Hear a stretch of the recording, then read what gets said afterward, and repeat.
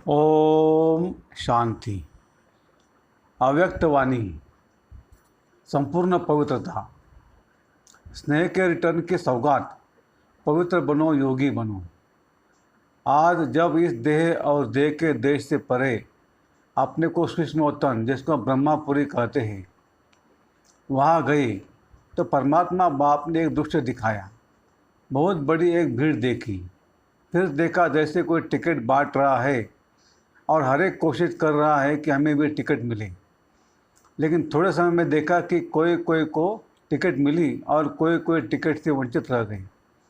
जिनको टिकट मिली वह दिल ही दिल में हर्षाते रहे और जिन्हें नहीं मिली वह एक दो को देखते रहे।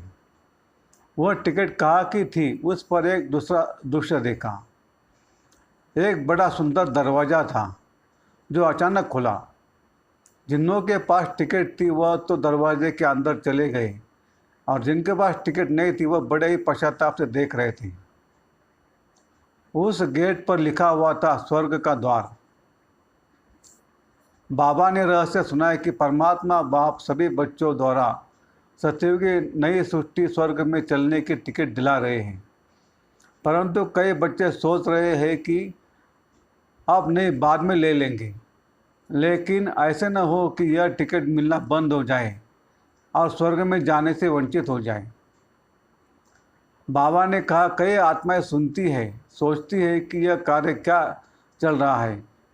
तो बाप दादा बच्चों प्रति यही शिक्षा दे रहे हैं कि यह तो जो समय आने वाला है, आप जो अब सोच रहे हो, सोचते सोचते अपने भाग्य को गंवा न दो। यह दृश्य दिखाया। फिर दूसरी सीन देखी कि नदी बह रही थी। उस नदी में दूर दूर से कई लोग आकर स्नान कर रहे थे। कई फिर वहाँ ही नज़दीक थे लेकिन नहा नहीं रहे थे, बल्कि उनसे कई पूछ रहे थे कि नदी कहाँ है, हम जाकर स्नान करें। लेकिन जो नज़दीक रहने वाले थे उनको नदी में स्नान करने का महत्व तो नहीं था और जो प्यासे थे उनको भी उस प्यास का मूल्य कम कराते थे। फिर बाबा ने कहा कि बच्ची, यह ज्ञान गंगा है। गंगा के नज़दीक वाले आबू निवासी है। दूर दूर से आकर तो इसमें स्नान करते हैं लेकिन यहाँ वाले इस महत्व को न जान उनको टालते हैं। तो कहा, ऐसे न हो इस भूल में रह जाए। इसलिए बाप दादा के सब बच्चे भल आज्ञाकारी बच्चे नहीं हैं, फिर भी तो बच्चे तो बाबा को प्रिय है। तो बच्चों को बाबा शिक्षा देते हैं कि यह अमूल्य समय जो ज्ञान गंगा में नहाने का मिल रहा है वह कभी गंवा न देना। फिर थोड़े समय में देखा कि कईयों ने तो स्नान किया, कईयों ने जल को भर कर रखा, लेकिन कुछ समय के बाद नदी ने रास्ता पलट लिया और जिन्होंने नहीं नहाया, न भर कर रखा, वो औरों से एक एक बूंद मांग रहे थे, तड़प रहे थे। तो बाबा ने कहा, यह समय अभी आने वाला है। फिर बाबा ने सभी बच्चों के प्रति एक महामंत्र की सौगात दी।